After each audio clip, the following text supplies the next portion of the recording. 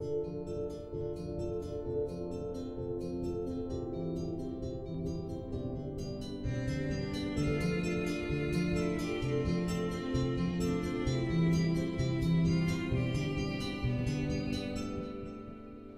کا خط، اس کا پہلا باب، پہلی آیت سے لے کر 4 آیت تک ہم خدا کے کلام میں سے تلاوت کریں گے۔ خدا کے اور خداوند یسوع مسیح کے بندے یعقوب کی طرف سے ان 12 قبیلوں کو جو جا بجا رہتے ہیں سلام پہنچے۔ اے میرے بھائیوں، جب تم طرح طرح کی آزمائشوں میں پڑو تو اس کو یہ جان کر کمال خوشی کی بات سمجھنا کہ تمہارے ایمان کی آزمائش صبر پیدا کرتی ہے، اور صبر کو اپنا پورا کام کرنے دو تاکہ تم پورے اور کامل ہو جاؤ اور تم میں کسی بات کی کمی نہ رہے۔ آمین۔ آمین۔ شریف رکھیں۔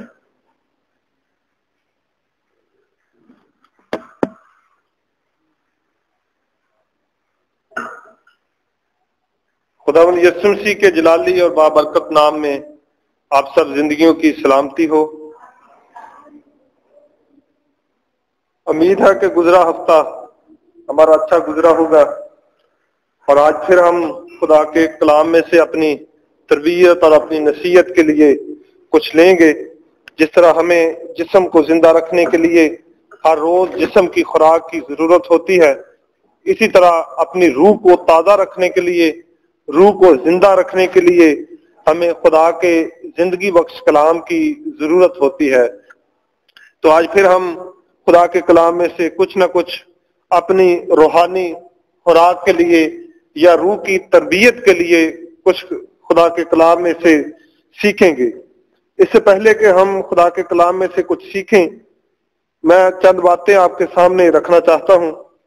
ہم خوش قسمت لوگ ہیں کہ ہم خداوند یسوع مسیح کو ماننے والے ہیں، کیونکہ جب ہم اعمال کی کتاب کا مطالعہ کرتے ہیں تو وہاں پر لکھا ہوا ہے کہ آسمان کے تلے کوئی نام نہیں بخشا گیا جس کے وسیلہ سے نجات ہو۔ صرف ایک ہی نام بخشا گیا ہے، اور وہ میرے اور آپ کے منجی مبارک خداوند یسوع مسیح کا نام ہے، جو آسمان کے تلے بخشا گیا ہے۔ تمام قومیں اور تمام قبیلے اسی نام کے وسیلہ سے مخلصی پاتے ہیں، اسی نام کے وسیلہ سے نجات پاتے ہیں۔ معاشرے میں رہتے ہوئے بہت سارے مذاہب کے لوگوں سے ملنے کا واسطہ پڑتا ہے، بہت سارے مذاہب کے لوگوں سے گفتگو ہوتی ہے۔ ہر مذہب کا اپنا اپنا عقیدہ ہوتا ہے، ہر مذہب کے اپنے اپنے عقائد ہوتے ہیں، اور ان کے عقیدوں کے مطابق نجات کا الگ الگ پروسیس ہے، الگ الگ طریقہ کار ہے۔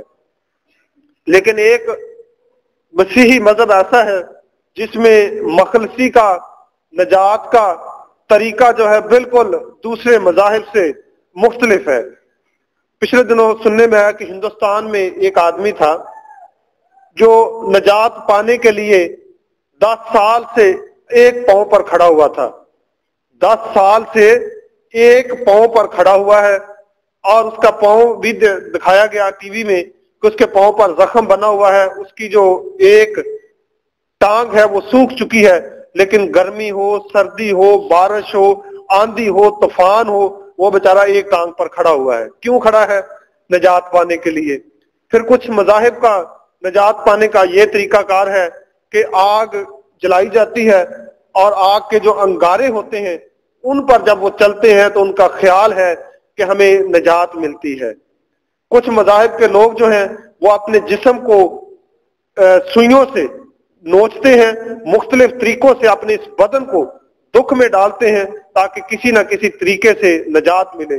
کچھ مذاہب ایسے ہیں جو کیلوں پر سوتے ہیں اور کہتے ہیں کہ جب ہمیں کیل لگیں گے اور ہمارا خون نکلے گا، جیسے جیسے ہمیں زیادہ تکلیف ہوگی ویسے ویسے ہماری نجات جو ہے وہ جلدی ہوتی جائے گی۔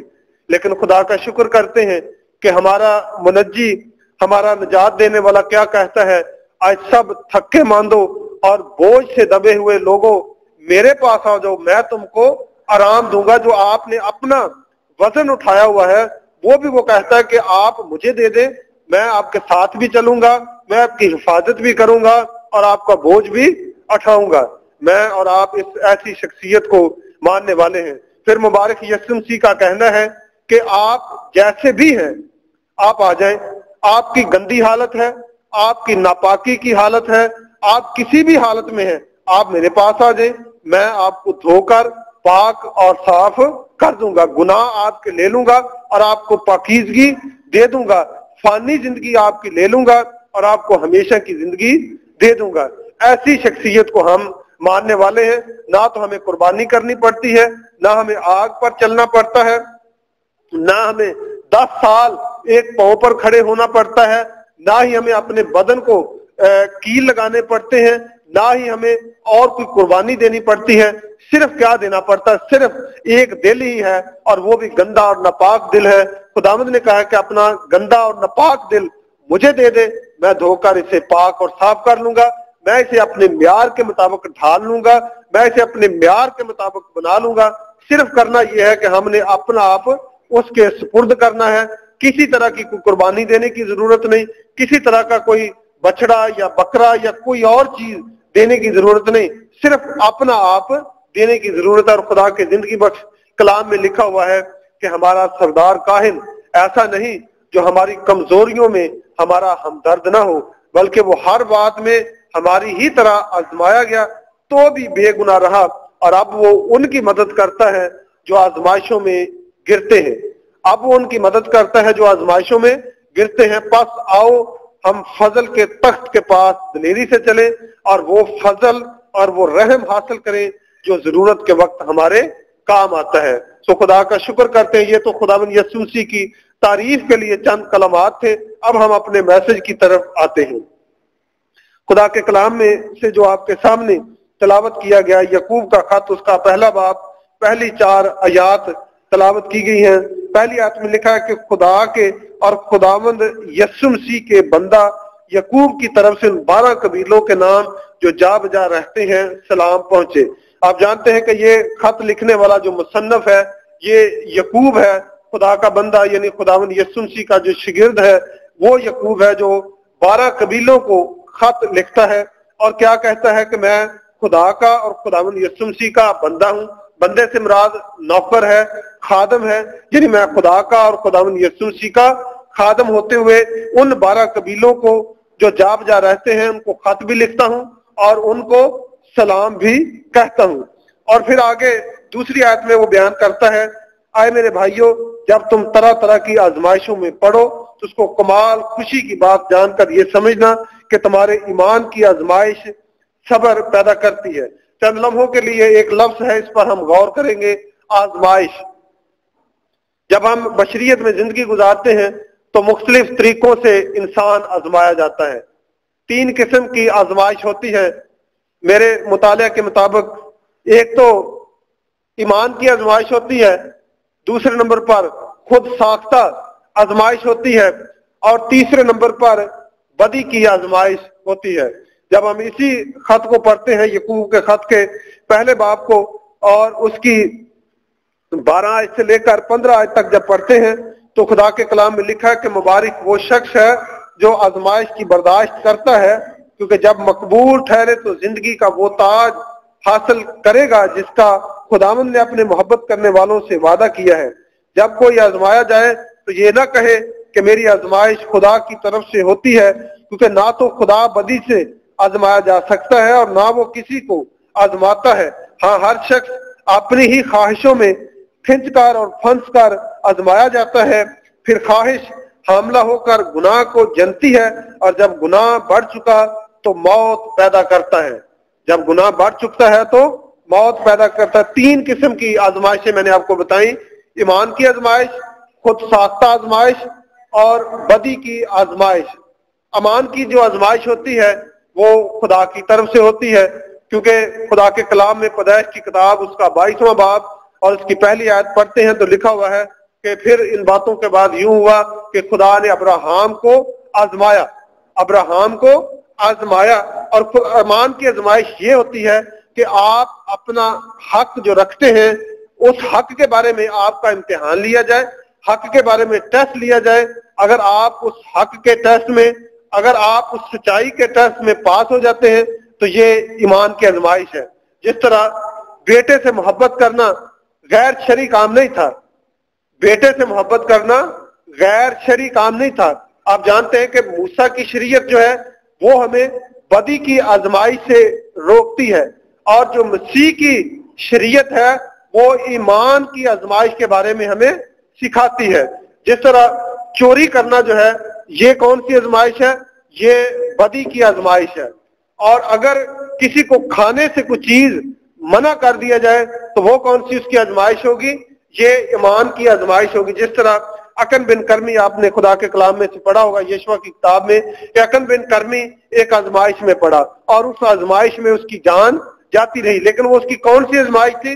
اس نے بدی کی، یعنی خدا کی شریعت کو توڑا، شریعت کو توڑ کر اس نے نافرمانی کی اور وہ آزمائش میں پڑا، اور وہ آزمائش کون سی تھی؟ وہ بدی کی آزمائش تھی۔ اب ابراہیم کی جو آزمائش ہوتی ہے، خدا ابراہیم کو کہتا ہے کہ اپنے بیٹے کو، اپنے لخت جگر کو کیا کر دے؟ قربان کر دے۔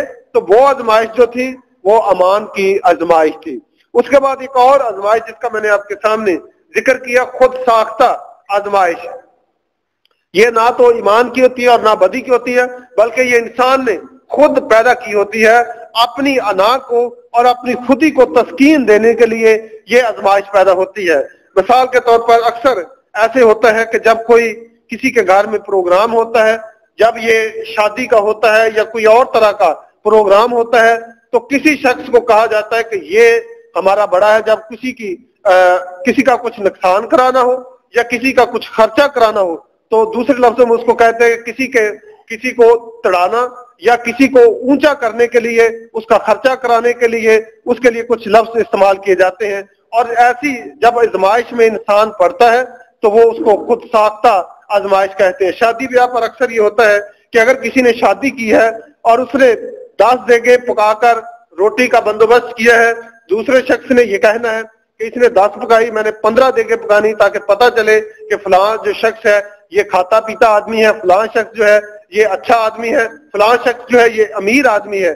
اور اس کے بعد جو دکھ آتا ہے، جو آزمائش آتی ہے، نہ تو وہ امان کی ہوتی ہے اور نہ بدی کی ہوتی، بلکہ یہ خود ساختہ آزمائش ہوتی ہے، اپنی انا کو تسکین دینے کے لیے، اپنے آپ کو بڑا بنانے کے لیے، اپنے آپ کو اونچا کرنے کے لیے، اپنا مرتبہ بڑا کرنے کے لیے جو آزمائش ہوتی ہے اس کو خود ساختہ آزمائش کہتے ہیں۔ اور انسان جو ہے مختلف طریقوں میں آزمائش میں پھنسا ہوا ہے، یا تو وہ بدی کے آزمائش میں انسان پھنسا ہوا ہے، یا اس کے بعد خود ساختہ آزمائش میں پھنسا ہوا ہے۔ لیکن مبارک وہ شخص ہے جس کی ایمان کی آزمائش کی جاتی ہے، جس طرح ابراہیم کی امان کی آزمائش کی گئی، جس طرح اور خدا کے بہت سارے لوگ ہیں جن کی امان کی آزمائش کی گئی۔ اب نوح کا جب ہم دیکھتے ہیں تو نوح 120 برس تک کشتی بناتا رہا اور ایمان سے انتظار کرتا رہا۔ ابراہیم جو ہے وہ 25 برس تک ایمان کی آزمائش میں رہا۔ خدا نے اس کو وعدہ کیا کہ میں تجھے اولاد دوں گا، میں تجھے بیٹا بخشوں گا، لیکن 25 سال تک اس کو آزمائش میں گزرنا پڑا۔ 25 سال تک وہ انتظار کرتا رہا۔ نوح 120 برس تک انتظار کرتا رہا۔ ممکن ہے اس دور میں مختلف لوگوں نے اس کو تانے دیے ہوں، مختلف لوگوں نے اس کو طرح طرح سے مذاق کیے ہوں، مختلف لوگوں نے اس کو طرح طرح سے باتیں کی ہوں، لیکن وہ اپنے ایمان پر قائم رہا۔ آج خدا کے کلام میں سے جو ہم بات سیکھتے ہیں کہ انسان مختلف طریقوں سے آزمائش میں پھنسا ہوا ہے۔ اگر کوئی شخص بدی کی آزمائش میں ہے تو کوشش کریں کہ ہم اپنی اس آزمائش سے نکلیں، اور یہ بھی ہم خود نہیں نکل سکتے، پھر ہمیں خداوند یسوع مسیح کے پاس جانا اور اس سے کہنا کہ خداوند میں فلاں آزمائش میں ہوں۔ اگر کوئی شخص غصے کی آزمائش میں ہے تو وہ خود اس آزمائش سے نہیں نکل سکتا، اس کو پھر خداوند یسوع مسیح کے پاس جانا ہے اور خداوند یسوع مسیح سے کہنا ہے کہ خداوند مجھے اس آزمائش سے نکلنے کے لیے قوت، طاقت اور تقویت عطا کر تاکہ میں اس آزمائش سے نکل سکوں۔ اگر کوئی شخص نفرت کی آزمائش میں ہے تو پھر اسے خداوند یسوع مسیح کے پاس جانا ہے اور خداوند یسوع مسیح کو کہنا کہ خداوند میں اس آزمائش میں ہوں، مجھے اس آزمائش سے نکلنے کے لیے قوت، طاقت اور تقویت عطا کر۔ اگر کوئی جھوٹ کی آزمائش میں ہے تو پھر اسے خداوند یسوع مسیح کے پاس جانے کی ضرورت ہے، کیونکہ خدا کے فرزند ہوتے ہوئے، خدا کے بچے ہوتے ہوئے ہم سب ان چیزوں پر غالب آ سکتے ہیں، لیکن خداوند یسوع مسیح کی قدرت کے ساتھ، خداوند یسوع مسیح کی طاقت کے ساتھ ہم سب ان آزمائشوں پر غالب آ سکتے ہیں۔ کب آئیں گے؟ جب ہم جا کر اپنے ان گناہوں کا اور ان کمزوریوں کا اقرار کریں گے، اس سے مدد مانگیں گے، اس سے کہیں گے، تو وہ ہمیں آزمائش سے نکلنے کے لیے قوت اور طاقت عطا کرے گا۔ اس کے بعد خدا کے کلام میں لکھا ہے کہ جب تم طرح طرح کی آزمائشوں میں پڑو تو اس کو کمال خوشی کی بات جان کر یہ سمجھنا کہ تمہارے ایمان کی آزمائش صبر پیدا کرتی ہے، اور صبر کو اپنا پورا کام کرنے دو تاکہ تم پورے اور کامل ہو جاؤ اور تم میں کسی بات کی کمی نہ رہے۔ کامل ہونے کے لیے جو بائبل مقدس میں معیار بتایا گیا ہے وہ صرف ایک ہے کہ انسان پورے طور پر صبر کرتا رہے، تب وہ انسان کامل ہوگا جب وہ پورے طور پر صبر کرنا سیکھ لیتا ہے۔ یہ نہیں کہ ایک بات میں صبر کر لیا، دو میں کر لیا، تین میں کر لیا۔ خدا کے زندگی بخش کلام میں لکھا ہے کہ جو دکھ تجھے سہنے ہوں گے ان سے خوف نہ کر، جو دکھ تجھے سہنے ہوں گے ان سے خوف نہ کر۔ دیکھو ابلیس تم میں سے بعض کو قید میں ڈالنے کو ہے، 10 دن تک تمہاری آزمائش ہوگی، جان دینے تک وفادار رہ تو میں تجھے زندگی کا تاج دوں گا۔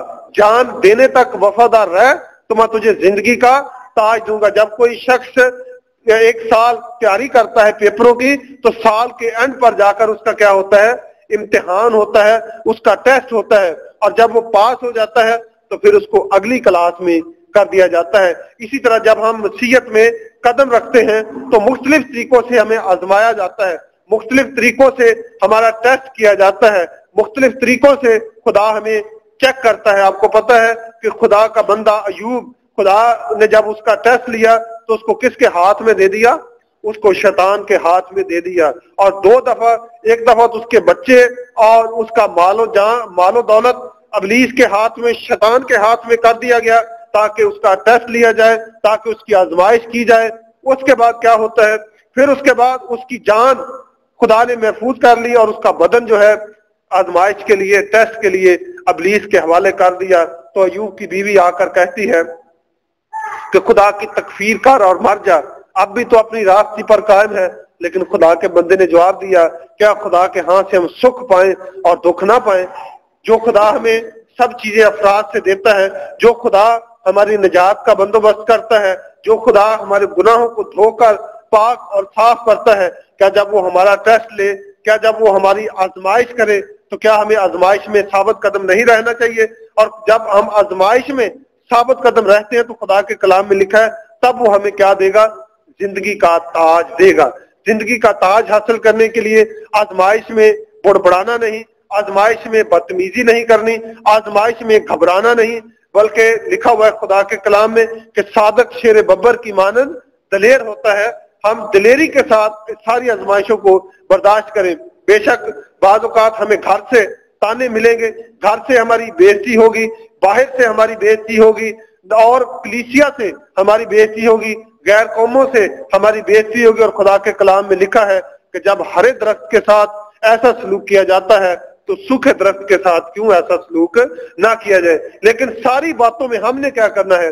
ہم نے صبر کرنا ہے۔ اور کتنا صبر کرنا ہے؟ پورا صبر، 100% صبر کریں گے تب کیا ہوں گے؟ ہم کامل ہوں گے۔ اور صبر کرنے کے لیے خدا کے کلام میں ہمیں ایک نمونہ دیا گیا ہے۔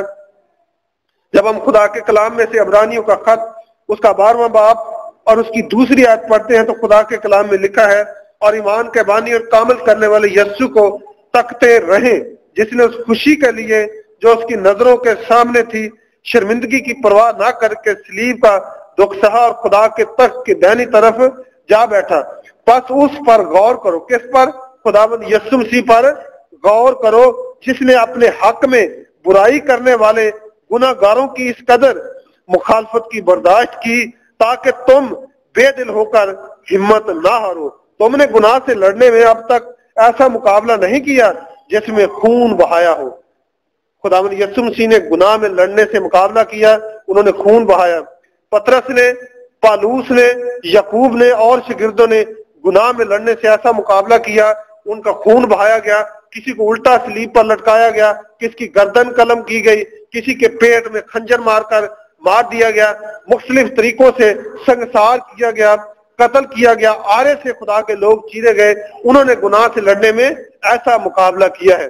لیکن میں نے اور آپ نے اب تک گناہ سے لڑنے میں ایسا مقابلہ نہیں کیا کہ ہمارا خون بہایا ہو. ہم نے تو صرف باتوں سے گناہ میں لڑنے سے مقابلہ کیا ہے.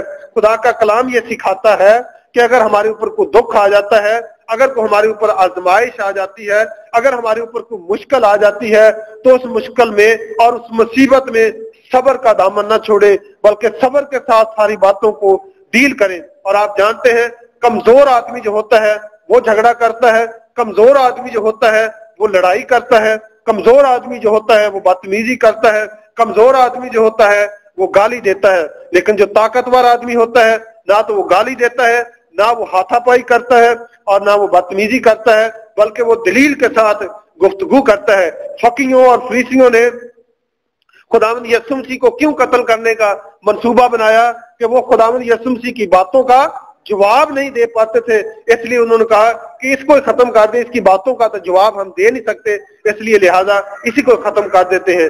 جب ہم کسی سے جھگڑا کرتے ہیں, جب ہم اپنی طاقت کا قوت کا استعمال کرتے ہیں, جب کسی کو گالی دیتے ہیں یا برا بھلا کہتے ہیں, اس وقت ہمارا دماغ جو ہے وہ ختم ہو جاتا ہے, ہمارے پاس دلیل نہیں ہوتی, اس وقت جھگڑا ہوتا ہے. کیونکہ میں نے دنیا میں ایک ہی شخص طاقتور دیکھا ہے اور وہ خداوند یسوع مسیح ہے, جن پر اتنے ظلم کیے گئے, اتنی گالیاں دی گئی, بدتمیزی کی گئی, منہ پر تھوکا گیا, داڑھی مبارک نوچی گئی, ہاتھوں اور پاؤں میں کیل ٹھونک دیے گئے.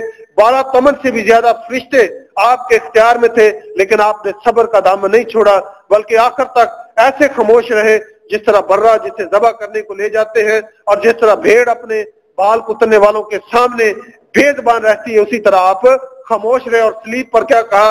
اے باپ ان کو معاف کر, کیونکہ یہ نہیں جانتے کہ کیا کرتے ہیں. لیکن جب کوئی ہمارے ساتھ زیادتی کرتا ہے, بدتمیزی کرتا ہے, ناانصافی کرتا ہے, تو ہم یہ سمجھتے ہیں کہ یہ جان بوجھ کر ایسے کرتا ہے. لیکن کوئی بھی شخص کسی کے ساتھ جان بوجھ کر زیادتی نہیں کرتا, انجانے میں کرتا ہے, بے وقوفی میں کرتا ہے, نادانی میں کرتا ہے. اگر کوئی شخص ہمارے منہ پر تھوک دیتا ہے یا ہمارے منہ پر تماچا مار دیتا ہے, تو ہم یہ کبھی نہیں کہہ سکیں گے کہ باپ اس کو معاف کر, کیونکہ اس نے جو کچھ کیا نادانی میں کیا, جہالت میں کیا, بے وقوفی میں کیا. لیکن خداوند یسوع مسیح نے صلیب پر یہ کہا, اے باپ یہ جو کچھ کر رہے ہیں جہالت میں کر رہے ہیں, یہ جو کچھ کر رہے ہیں نادانی میں, بے وقوفی میں کر رہے ہیں, یہ کچھ نہیں جانتے, تو ان کو معاف کر دے. اب ہم نے خدا کے کلام میں سے آج کیا سیکھا ہے؟ کہ ہم نے ہر بات میں صبر کرنا ہے, کیونکہ لکھا ہے صبر کو اپنا پورا کام کرنے دو تاکہ تم پورے اور کامل ہو جاؤ, اور تم میں کسی بات کی کمی نہ رہے. کامل ہونے کے لیے ایک بات کا کرنا ضروری ہے, اور وہ پورا صبر کرنے کی ضرورت ہے. جب ہم پورا صبر کریں گے تو یقیناً ہم کامل ہو سکتے ہیں. خدا مجھے اور آپ سب کو یہ توفیق بخشے کہ ہم ایسا صبر کریں جیسا ہمارے مبارک خداوند یسوع مسیح نے صبر کیا, اور گناہ سے لڑنے میں مقابلہ کیا, اور ثابت قدم رہے, اور صلیب پر جان دیتے وقت بھی اپنے دشمنوں کے لیے دعا کی, اور اپنے دشمنوں کی مرتے دم تک انہوں نے خوبیاں دیکھی. آخر میں مرتے ہوئے اپنے دشمنوں کی خداوند یسوع مسیح نے کیا خوبی دیکھی کہ اے باپ یہ نہیں جانتے کہ کیا کرتے ہیں. خدا ہمیں ایسے جذبات عطا کرے, ایسی سوچ عطا کرے, کیونکہ خدا کے کلام میں لکھا ہے ویسا ہی مزاج رکھو جیسا کہ خداوند یسوع مسیح کا تھا. خدا آپ کو اور مجھے ایسا مزاج رکھنے کی توفیق بخشے, آمین. ہم اپنی آنکھوں کو بند کریں گے, اپنے سروں کو جھکائیں گے, چند لمحوں کے لیے اپنی زندگیوں پر غور کریں گے. اگر ہمارے اندر کمی ہے تو خدا سے معافی مانگیں گے, خدا سے مدد مانگیں گے, خدا سے کہیں گے کہ خداوند رحم کر, ہماری جہالت کے پردے کو ہماری زندگیوں سے دور کر, اور ہمیں توفیق عطا کر کہ ہم ساری جہالت کو ختم کریں, ساری بے وقوفی اور نادانی کو ختم کریں, اور پورا صبر کریں جیسا ہمارے مبارک یسوع مسیح نے, ہمارے منجی نے, ہمارے رہنما نے, ہمارے سردار کاہن نے ہمارے لیے کیا. اسی طرح کا ہم بھی صبر کریں, اسی طرح ہم تحمل کریں, اور اپنے دشمنوں کے اندر بھی خوبیاں دیکھیں. تمام نفرت اور تمام اختلافات کو ختم کر کے سب ہم یکجاں ہو جائیں, کیونکہ یسوع مسیح ہمارا بدن ہے اور ہم فردن اس کے اعضاء ہیں. میری درخواست ہے کہ بھائی عاشر اس دعا میں ہماری رہنمائی کریں. سنائے گئے کلام کے لیے اور کلیسیا کے لیے جتنوں نے سنا ہے, سب کو اس کلام کو یاد رکھنے اور اس پر عمل کرنے کی خدا توفیق بخشے.